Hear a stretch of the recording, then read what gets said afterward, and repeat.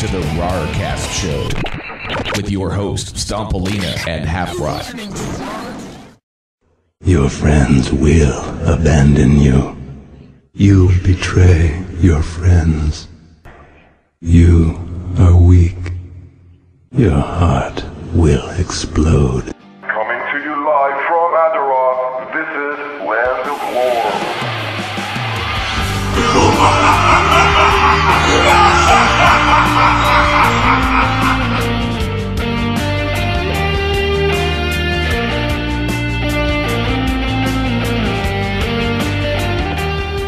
Hello Rarcast listeners, Eulixe here with another episode of Lands of Lore. This week we're going to go into a wee bit more detail surrounding the old gods. We're going to look at Cthulhu in particular, and next week we'll have a look at Yogg-Saron. Cthulhu is one of the old gods that resides on Azeroth. He is the creator of the Karaji and resides within the city of Anchorage in Silithus. He is one of the 5 old gods, at least that we know about, and one of the most powerful beings to have ever walked Azeroth. Cthulhu ruled over the young world before the Titans enacted their revenge. If you listened to last week's Lands of Lore, you will remember how the Titans returned to Azeroth to defend it against the evils of the old gods. Disturbed by the old gods' thirst for destruction, the Titans waged war upon the Dark Masters. Though the gods were powerful beyond mortal comprehension, their combined forces could not stop the Titans. A battle between a Titan and Cthulhu raged in Silithus. The Titan fell, but it is unknown if he died, and Cthulhu was also defeated, or so it was thought. The Pantheon shattered the old gods' citadels and chained the surviving 3 evil gods far beneath the surface of the world. Without the old gods' power to keep their raging spirits bound to the physical world, the elementals were banished to the abyssal plane, where they would contend with one another for all eternity. With the elementals' departure, nature calmed and the world settled into a peaceful harmony. For countless ages, Cthulhu slept and watched as races evolved, fought each other, saw invasions of the Legion, and still created plans for the future. Its future. In the desert into which it fell, Cthulhu found primitive life forms known as the Silithid. The old god created avatars from the Silithid in its own image. These avatars were known as the Karaji, a sapient race that would come to occupy the western lands of Kalimdor. The great fortress city of Anchorage was created to house their growing armies and prepare for the coming of Cthulhu.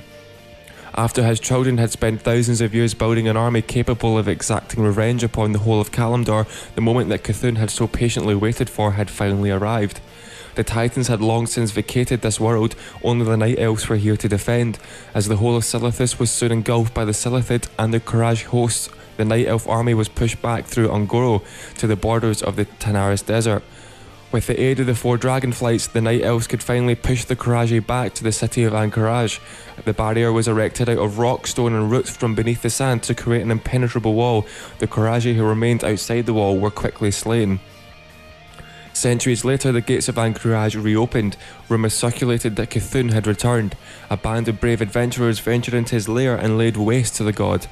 After the defeat of Cthulhu, the following text is shown from the quest, Cthulhu's Legacy. The walls of Anchorage tremble. A force of evil, older than the world itself, has been destroyed. As you look at the remnants of the colossal abomination, your heart nearly freezes. Even in death, you can feel the legacy of Cthulhu's evil around you. You have done what was thought to be impossible. You grab at an eye stalk of the fiend, stowing it safely in your pack. Take the eye of Cthulhu to the dragons in the next chamber. After Cthulhu was defeated, his remnants were brought to Kalstraz, who is the son of Alexstrasza. Just what he is going to do with them is unknown, although I've heard Old God Tentacle makes good stew. Whether Cthulhu has truly been defeated though is a different matter entirely, and I would hazard a guess that we haven't seen the last of him. That does it this week for Lands of Lore. As always, any questions or suggestions can be sent to eulixe@rarcast.com, or you can stop by our discussion forums and post on the lore section. Also, while you're at the site, be sure to check out our Indiegogo page. With only 3 weeks left till BlizzCon, we could still use a little bit of help in getting everything organised for RarCon 2010. If you have enjoyed the show over the last 2 years or so, be sure to send us lots of money so we can get really drunk every night, but also so we can bring you some awesome coverage from the event. Thanks for listening, and until next week, Eulixe out. You will die.